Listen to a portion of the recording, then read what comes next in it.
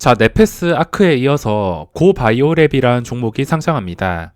아시다시피 업종은 아무 상관없는데 엄청난 리스크를 감수하고 과감하게 들어가는 사람이 수익을 먹고 있습니다.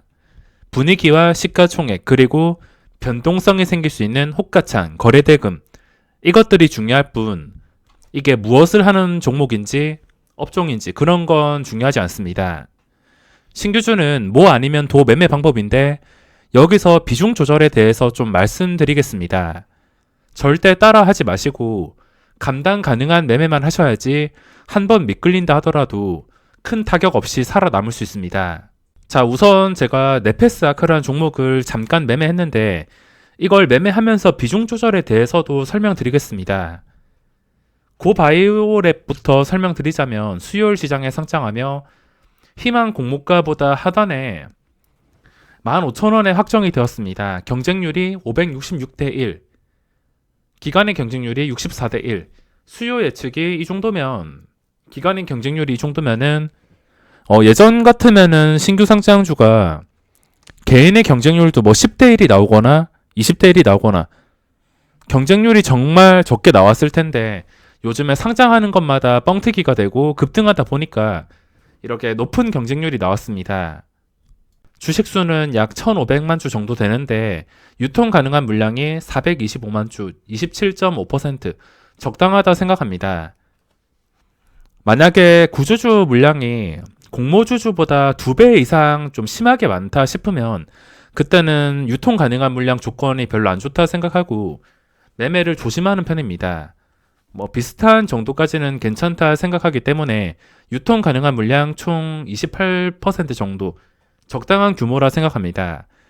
만약에 15,000원에 시작할 경우에 2,300억 정도 시가총액이 형성될 텐데 바이오주의 시가총액은 그렇게 큰 편이 아니지만 만약에 좀 생각 이상으로 너무 심하게 뻥튀기가 된다면 그땐 시가총액이 꽤나 커지기 때문에 주가가 굉장히 무거워질 수가 있습니다. 제가 생각하는 최대치가 이건 절대 정확하지가 않은데 단순히 제 생각으로만 추정을 했을 때 최대치가 한 50%에서 60% 정도 22,000원에서 24,000원 정도를 제 기준에서 최대치로 잡고 있습니다. 이 최대치가 무엇이냐면 이 종목이 상장하고 시작해서 이 가격을 좀 아무렇지 않게 오버해 버린다면 그 뒤부터는 고위험이라 판단하고 웬만하면 들어가지 않습니다.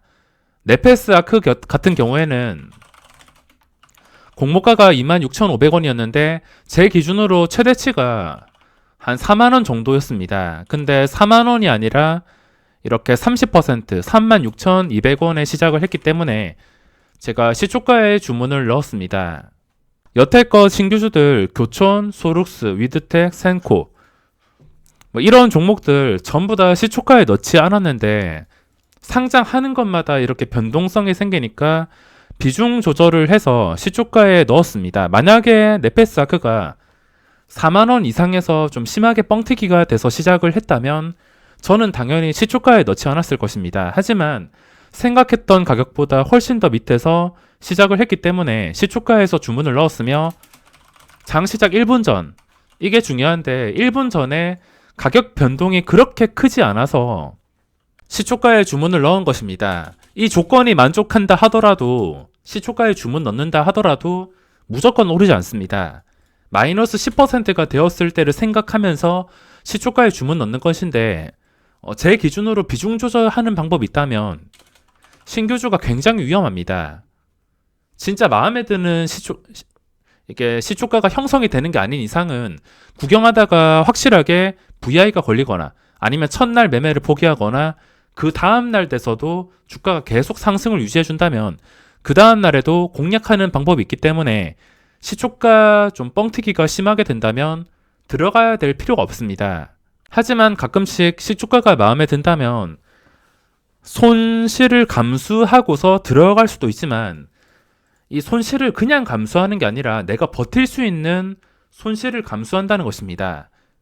비중 조절이 정말 중요한데 시초가에 넣을 때 비중 조절이 정말 중요합니다. 이걸 제가 어떻게 계산하냐면 제가 일반 매매를 했을 때 한번 좀 크게, 엄청 크게 말고 한 번 매매했을 때 저는 보통 뭐 본전 손절해서 마이너스 10만 원부터 좀 크게 맞는다 싶으면 마이너스 한 150만 원. 한 번 매매할 때마다 이 정도입니다. 한 번 매매해서 실패했을 때 잃어버리는 돈인데 저 같은 경우에는 이 최대치를 150만 원을 잡고 2배 정도로 계산해서 150만 원에 2배면 300만 원입니다. 내가 매매 실패를 2번 했다고 생각하면서 이 300만 원까지는 감당을 할 수가 있습니다. 그래서 제가 넷패스아크를 시초가에 3천만 원 정도만 넣었습니다. 뭐 평소에는 4,500, 7,700 이렇게 매매를 하지만 비중을 줄였으면 혹시나 이게 올라가는 게 아니라 반대로 하락 VI가 걸릴 수 있기 때문에 마이너스 10%를 부담하게 된다면 마이너스 300만 원입니다. 여기까지는 부담이 되지만 만약에 평소에 매매하는 뭐 7,700, 1억 이렇게 들어가서 10% 한 방에 날아간다면 마이너스 700, 마이너스 1000. 저는 하루에 이 정도 손실은 뭐 어느 정도 감수할 수 있지만 하루에 이 정도 손실이 넘어가 버린다면 저도 정말 힘듭니다.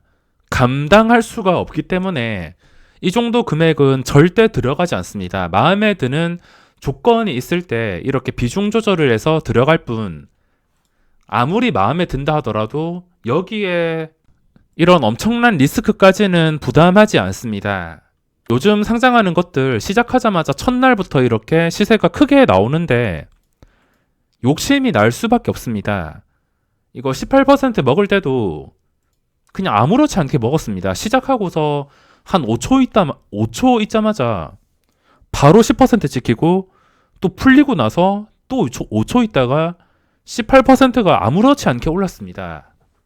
그동안 손가락만 빨고 있다가 이거 시초가가 낮게 형성될 거라는 것을 기대도 안 하고 있었는데 시초가가 마음에 들어서 비중 조절을 해서 들어간 것입니다.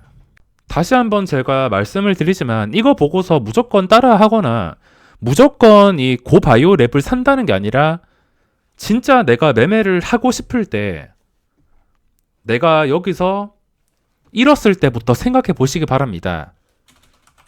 소액으로 접근을 해야지 내가 잃었을 때 감당하기 힘든 이런 금액이 날아가게 된다면 이 금액 복구하려고 애쓰다가 뭐 내동매매로 이어진다던가 연속으로 매매가 실패해버린다면 여기서 미끌려가지고 이거 복구한다고 시간을 다 보낼 수가 있습니다. 소액으로 재미삼아서 요즘 분위기에 맞춰서 할 수야 있겠지만 자기가 감당하지 못한 금액으로 넣어버린다면은 정말 위험할 수가 있습니다. 고바이오랩 제가 그냥 제 기준으로 원하는 가격은 한 2만원 정도입니다. 22,000원에서 24,000원이 최대치고 한 2만원 정도에 시작을 하게 된다면 합리적인 시초가라 생각하고 있으며 만약에 이 가격을 그냥 아무렇지 않게 오버해 버린다면 당연히 교촌, 소록스 이런 것처럼 시초가에 넣을 생각은 없습니다. 그리고 신규주 박셀바이오가 또 상한가, 피플바이오도 이렇게 장중에 엄청난 변동성이 나오고 있으며 신규주 분위기가 쉽게 꺾이지 않고 있습니다. 가는 종목들은 계속하고 또 시세가 나왔던 종목은 5일선도 못 지켜주고 5일선을 지켜주지 못한다면은 매매해야 될 필요가 없으며 그리고 이제부터 상장하는 것들은 그 전에 상장했던 것들과 별개로 움직이기 때문에 합리적인 가격에 형성이 되고 그게 올라갈 수 있는 호가창과 거래대금이 나오게 된다면 하루 종일 지켜본다 하더라도 먹을 자리는 충분히 찾을 수가 있습니다. 넷패스아크도 마찬가지. 뭐 시초가에 장 초반에 매매를 안 했다 하더라도 주가가 힘이 빠졌을 때 이게 다시 올라오는 종목이라면 어차피 황금선부터 지켜줍니다.